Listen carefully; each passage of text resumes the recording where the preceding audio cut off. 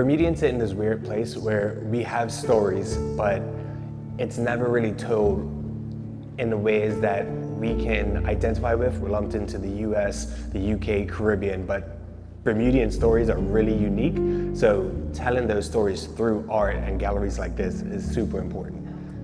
It's funny, like, even though I was born and raised in Bermuda, I lived in New York for the majority of my life, and I didn't even know this place existed. Not necessarily didn't exist, but I didn't know it will be open to show my work until January of this year. You know, somebody reached out to me, Jasmine reached out to me, and she asked me if I wanted to be a part of the show. I've pretty much just kept my head down this whole time being a photographer, not knowing that people were paying attention. And so, you know, I'm happy that Masterworks gave me an opportunity to be here. As the curator of the Rick Faries space, I just think that it's important to have a space that feels like you're achieving something in exhibiting there. And I've heard sometimes that it can be hard to get into this space, and I like it that way. I want you to feel like there's a challenge here, there's something for you to grow into, to lean into as an artist, whether you're emerging or whether you're established.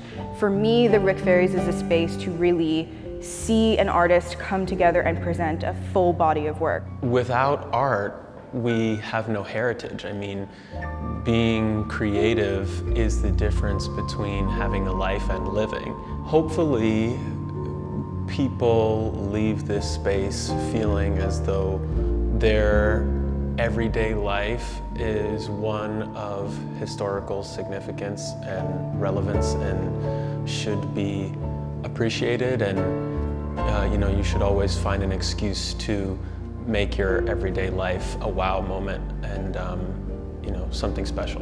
The biggest challenge that I try to do is when I actually start making something, I don't want to be thinking at all, which is very difficult to do because we've trained our minds to be very rational and reasoned. And there's something about gallery spaces that are a bit odd, right? They're quite formal, they're a little stiff, and in some of my work I like to address that. Like, so I know I'm coming into this space, so I want to make something that somehow counteracts that kind of feeling.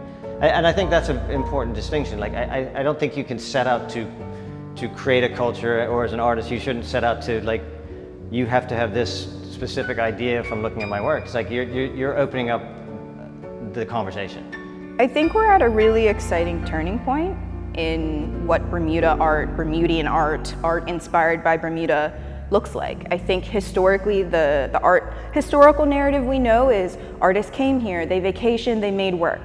You know, we don't spend a lot of time thinking about who was here making work. The community is shifting to be more accepting of what is Bermuda's art. There's room for that, but there's also room for so much more.